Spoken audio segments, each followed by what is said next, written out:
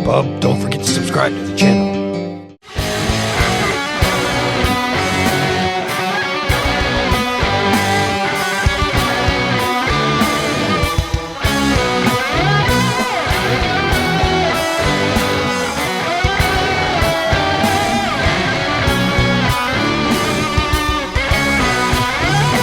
Welcome back to the X-Centric Collector channel. Today we're going to be covering Gargantos from the Gamerverse line. Let's get into it. Cerebro online. Cerebro, pull up file Gamerverse Gargantos 2025. Accessing file. Gamerverse Deluxe Gargantos 2025. Retail price $69.99. Accessories: bendy wire tentacles, eyeball projectile. This is one of those few figures that is not an X-Men figure that I knew I needed it the moment I saw it. He comes in the Gamerverse theme box, and just like the Juggernaut, he's so big, he came as a single deluxe figure. This one does not have a window like the other figures in the line, but we get some cool artwork on the front, sides, and back of the box. The back of the box has a pose I am particularly fond of. Him looking all nonchalant, crossing his arms, and then that top tentacle looking like hair that's been flipped back. But enough about the package. Let's take a look at Gargantos out of the box. Here we are with Shuma-Gorath, aka Gargantos. You can't call me Shuma-Gorath because somebody else owns that name. So, this is not an X-Men figure. However, he is a Marvel villain, and most Marvel villains cross over into all the books. And I have seen certain panels with X-Men fighting him, and it was just so cool looking. I absolutely had to have it. It's part of the Gamerverse line. Marvel vs. Capcom, he had one of these little things that he'd throw at you, so he comes with this little accessory, which is cool, but it's just an extra.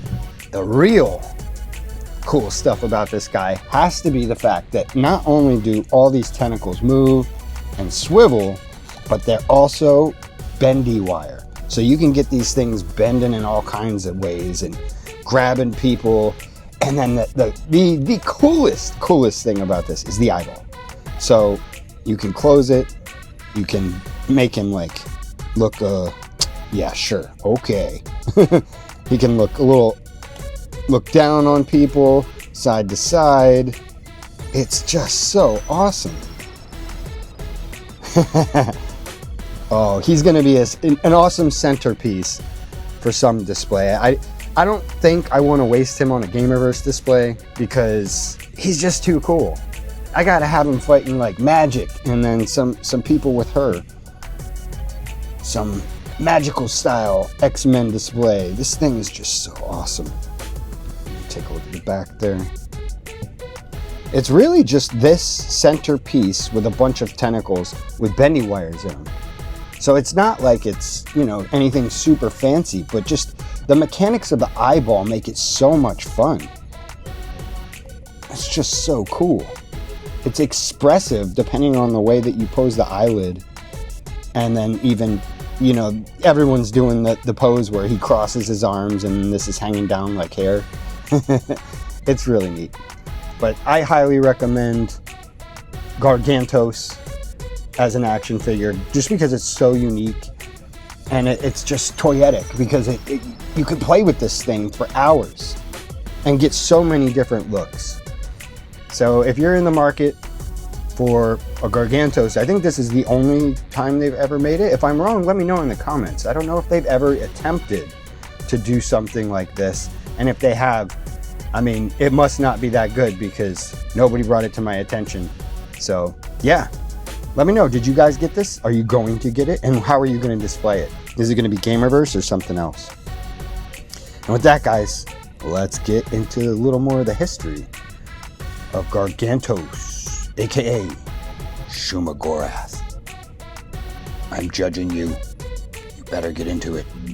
Gargantos, aka Shuma-Gorath. First appearance, Marvel Premiere number 10, September 1973. Created by Steve Englehart, writer, Frank Bruner, artist. Shuma-Gorath, or as he's called now, Gargantos, first appeared in Marvel Premiere number 10 in 1973. He was one of the Great Old Ones, also known as the Many-Angled Ones. They are extra-dimensional beings predating Earth and possibly the universe itself. He was spawned in a dimension diametrically opposed to Earth's dimension. Ruler of hundreds of dimensions, Shuma-Gorath came to Earthrealm millions of years ago, along with the older ones, ruling the Earth and feasting on the ape men. Sometime around 1,000,000 years ago, he was banished from the Earthrealm by the time-traveling sorcerer, Neg. This was all observed by another time-traveling sorcerer, Dr. Strange, who had hoped to defeat Shuma-Gorath in the past so that his master, the Ancient One, would not need to die in a future conflict with the demon. Shuma-Gorath has been banished to his realm several times over the millennia, but has never truly been defeated. It's uncertain if it's even possible to kill this ancient demon. And with that, let's check out his powers and abilities.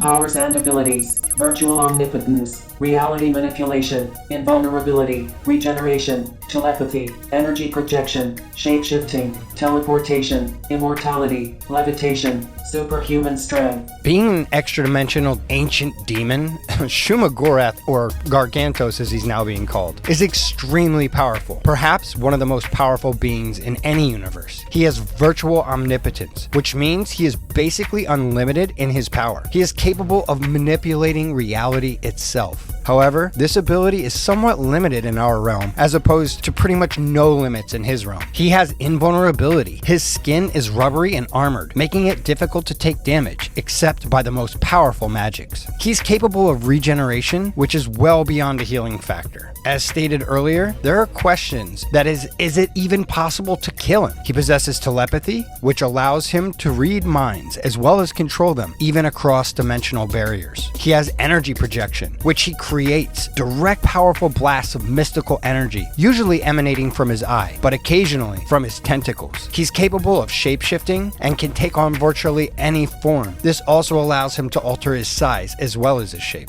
He can teleport with virtually no limit on the distance. And as I said just a bit ago, from everything we've gathered, he is incapable of dying, so he's immortal. He has the power of levitation as well as having superhuman strength. Basically, he's everything you'd expect an extra-dimensional immortal being to be, terrifyingly overpowered with a lust for chaos and destruction. Now let's take a look at these powers on the grid. Cerebro, please pull up the power grid. Accessing power grid. Analyzing subject. You can find these grids on the backs of various Marvel trading cards, as well as on marvel.fandom.com. Our first category is Strength. He is at a 7, omnipotent strength. There's pretty much no upper limit to how strong this creature is capable of lifting. Dare I say, he could even give the Incredible Hulk a run for his money. Next, we have Intelligence. He's at a 3, above average intelligence. You'd think for being around since before the universe began, he'd be smarter, but apparently he's just slightly above average, which is a good thing because that gives our heroes an edge when facing this monster. Your best bet is probably to try and outsmart him. Moving on to Speed, he's at a 2, normal human speed, but that's just when he's moving around. As stated before, he's capable of teleportation, whether in close quarters or across the globe. He can instantaneously move from one place to another, so when you take into account his teleportation, he's at a 7. Next, we have Fighting ability. He's at a 2, normal human fighting ability. I guess when you have all those other abilities, you really don't have to rely on fighting skills, but it's also another advantage that heroes can take against the extra-dimensional demon. On to our next category, Durability. Another 7. Indestructible. If you're planning on trying to use weapons or brute force to take him down, good luck with that. He's virtually invincible, with a body capable of taking all kinds of damage, and even when you do manage to land a decent blow, he'll just regenerate. If you really want to have any chance taking him out, you're gonna need someone who is a master in the mystic arts. Next, we have Agility. He's at a whopping 5, enhanced human being, beyond the natural limits of a human being. Like I said, he can shapeshift, so he can take on even more agile forms, but the form that he is usually represented in this giant eyeball tentacle monster is very agile. He can flip around and slither around in ways that make him very hard to pin down. And for our final category, Energy Blast. His energy projection is at a 6. Fusion, solar. Taking one of those eye beams from his eyeball is similar to taking a solar flare from the sun. You definitely don't want to be on the wrong end of that beam. Looking at his overall stats, it's easy to see that Gargantos is one of the most powerful villains in the entire Marvel universe. With his strength, speed, durability all at 7s, his agility at a 5, and his energy projection at a 6. Even with a slightly above average intelligence and a very average fighting ability, you'd be hard pressed to escape with your life if you find yourself going up against this extra dimensional demon. If you're planning on going into battle with him, you better have yourself one powerful magic user. Luckily for the X-Men, they do have an ace in the hole, and she goes by the name Magic. It also wouldn't hurt to ask for a little assistance from the Sorcerer Supreme himself, Doctor Strange. Just like we saw in Doctor Strange in the Multiverse of Madness, Strange is capable of dealing with monsters like this. It was really cool seeing Gargantos in that movie, although I really feel like they didn't do him justice. Not with the way that he looked, because he looked great, but how easily he was beaten. If I were to use him in some movie or TV show, he'd end up being the big bad, not just some henchman. But regardless, it was cool to see him. I doubt we'll ever get to see him in any X-Men 97 episodes, but it would be really cool if we did, especially if they had a magic-centered episode and he was the villain. That'd be awesome. Speaking of X-Men 97, Cerebro, let him know. Be sure to check out X-Men 97 Reactions with Talent. Don't forget to subscribe. Definitely do go check out my X-Men 97 reactions, as well as my other reactions. I've reacted to a lot of different stuff and been having a lot of fun doing it, and I got a lot more coming. Really looking forward to X-Men 97 Season 2. And don't forget to like and subscribe. Every click goes a long way to helping the channel grow, and I greatly appreciate you guys. That's all for this one. I'm Talent the X-Centric Collector reminding you, keep collecting. And until next time, Excelsior!